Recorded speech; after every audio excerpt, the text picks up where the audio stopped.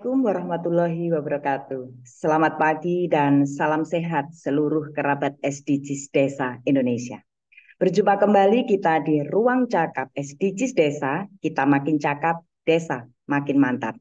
Di minggu kedua di bulan Mei ini, seperti biasa hari Jumat adalah kita topiknya Mari Tanya Gus Ivan. Jadi hari ini materi yang sudah kita dapat selama 1 bulan ke depan yang sudah kita implementasikan ke desa, kemudian ada beberapa hal yang mungkin ada kendala, saatnya di ruang cakap SDGs Desa, topik Mari Tanya Gus Ivan, kita ungkapkan permasalahan yang kita hadapi saat pendampingan. Oke, iya. Kita kita geser, ada yang tanya lagi di meeting chat, Bapak, keterkaitan dengan pengisian identifikasi desa model. Jadi kita ketahui bersama memang ada penambahan kuesioner di tahun 2023 ini keterkaitan dengan identifikasi desa model. Nah, untuk untuk pengisian ini, identifikasi ini dasarnya apa yang digunakan oleh desa? Seperti itu, Bapak, pertanyaannya. Ya, jadi idenya Pak Dirjen Pembangunan Desa dan Pedesaan itu bahwa desa model itu untuk memberikan kita fokus gitu. Kita punya potensi yang paling unggul di mana gitu. Jadi apakah harus ada surat keputusan? Tidak harus itu. Kalau desa menganggap bahwa dia bisa dijadikan model atau contoh bagi desa lain untuk aspek-aspek tertentu, silakan diklik ya. Tapi kalau belum ya nggak usah gitu. Jadi itu self assessment. Kalau ada SK-nya juga bagus, tapi pengalaman kemarin, misalnya contohnya, sebenarnya BUMDesanya sudah mengelola wisata dengan bagus, tapi tidak tercatat di dalam potensi desa di BPS karena tidak ada SK dari Dinas Pariwisata. Jadi padahal dia sudah melaksanakan dengan baik, makanya itu masuk dalam klik desa model meskipun tidak memiliki SK. Seperti itu, Mbak Tias. Iya, ini masih banyak pertanyaan-pertanyaan teknis, Bapak, keterkaitan dengan pemutahiran data IDM ini. Jadi Ya, kalau ya. lihat di sini ya, di meeting chatnya ada, apakah untuk pengisian kuesioner di pemutahiran data IDM ini, jika template-nya tidak diunggah dan tidak lengkap, itu akan mempengaruhi status desa. Pertanyaan yang pertama. Kemudian yang kedua, keterkaitan dengan pertanyaannya Mbak Ermi ini, apakah sebaiknya kalau input by dashboard sebaiknya diinput dulu yang template-nya? Nah, seperti ini, Pak. Pertanyaan-pertanyaan teknis. Ya, sebetulnya sudah dibuat, tadinya harus kuesioner dulu baru template, tapi sekarang sudah dibuat silakan template dulu atau kuesioner dulu. Nanti akan otomatis terisi kuesionernya kalau kita template itu. Kalau kuesioner ya nanti begitu template diunggah maka akan tertimpa oleh template-nya gitu. Kemudian apakah berpengaruh ke status desa?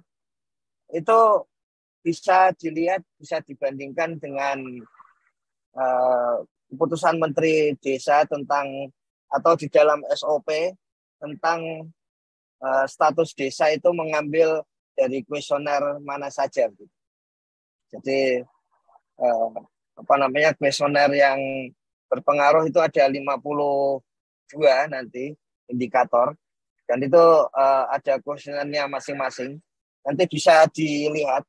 Nanti sambil saya coba untuk download SOP-nya, Mbak Tias, supaya nanti lebih enak untuk melihat mana saja di dalam kuesioner itu yang akan berpengaruh kepada status perkembangan desa. Tapi saya ingin ingatkan bahwa ada baiknya memperhatikan kualitas data dari semua isian. Kalau sekarang kan dari sisi teknis sudah dibuat supaya kalau tidak terisi 100%, maka tidak bisa untuk minta verifikasi. Jadi kalau soal dibuat supaya terisi 100% secara teknis bisa. Tapi untuk kualitas datanya itu perlu dilihat supaya tidak sekedar diisi hingga 100%, tapi ada kualitas data yang dijaga. Yang penting sih itu. Kemudian nanti dari bagian kalau kita lihat di SOP IDM itu nanti bisa dilihat mana saja kuesioner yang akan berpengaruh kepada IDM itu. Jadi pertanyaan-pertanyaan di dalam IDM mana saja yang nanti isinya itu akan punya pengaruh kepada status perkembangan desa. Ya, Kayaknya sementara itu, Mbak Tias.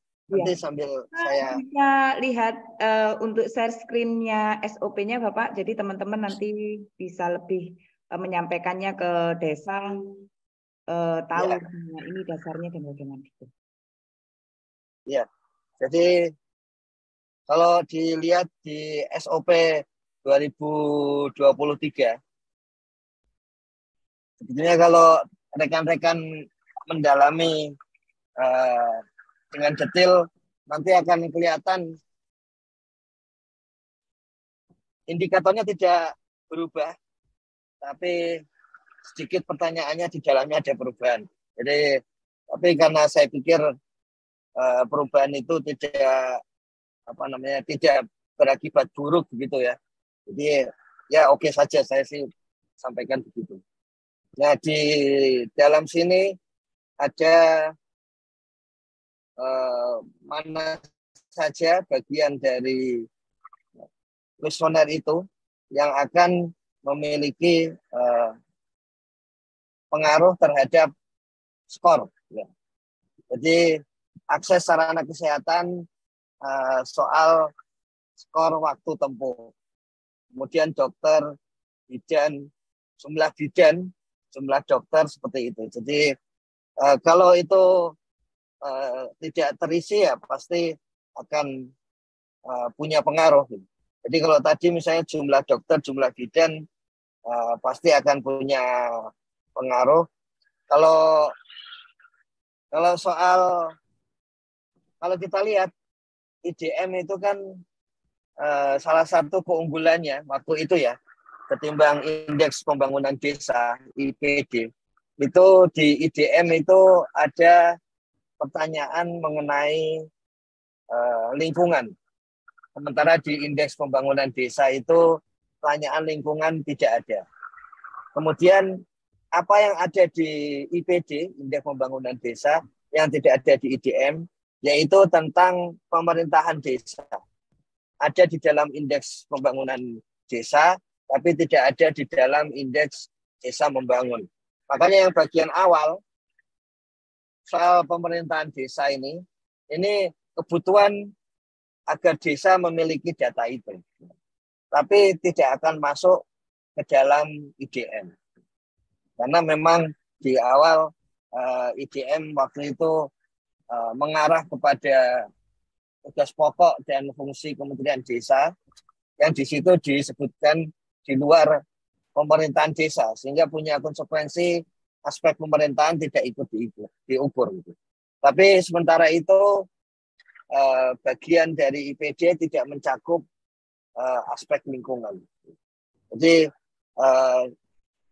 nanti dilihat di bagian ini mana saja yang akan masuk aspek dalam penghitungan. Tapi penghitungannya itu ada di depan tadi.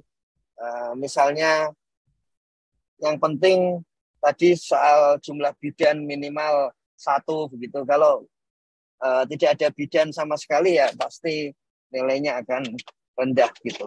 Kemudian yang berkaitan dengan misalnya soal kalau di sini wisata kiranya tidak ada pengaruh. Kemudian kemarin juga sempat didiskusikan ada pertanyaan tambahan tapi tidak berpengaruh kepada IDM sejauh mana dibutuhkan.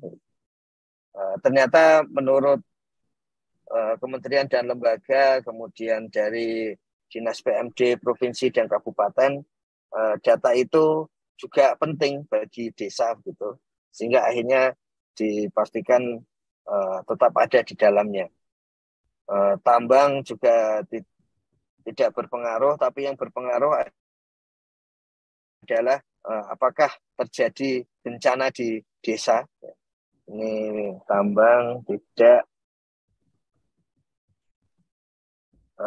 Kemudian yang punya pengaruh ini perkebunan juga tidak. Penduduk ini sekarang sudah tidak juga punya pengaruh, tapi seperti ini Mbak, sudah diberi kode dimensi kesehatan. Nah, ini akan punya pengaruh dimensi sosial rumah sakit. Ini pertanyaan-pertanyaan yang akan punya pengaruh kepada status perkembangan desa gitu. Ya kecuali ini konvergensi stunting nggak ada pengaruh lagi. Ini hubungannya dengan kebutuhan desa. Kemudian yang lain baru punya. Tapi kalau memang dibutuhkan supaya desa juga jeli gitu ya, sehingga desa bisa punya pemahaman tentang hal ini. Nanti kita diskusikan sambil kami cek sekali lagi ke tim teknis secara teknis mana saja yang akan dihitung sebagai ukuran IDM. Saya kira gitu, Mbak. Jadi melihatnya seperti itu tadi bahwa terisi 100% bisa dikontrol secara teknis, tapi kualitas data tetap harus dijalankan di lapangan, dan itu ada di pundak para PLJ dan para PD di lapangan, serta tentu saja koreksi verifikasi dari mentornya gitu. Saya kira itu sih Mbak yang paling penting untuk tahun ini ya, untuk tahun ini. Ya Bapak, artinya apapun itu dari 1.596 kuesioner yang ada di IDM, pengaruh tidak pengaruh di status tetap harus disampaikan data yang valid, akurat, dan sesuai dengan kondisi real di lapangan.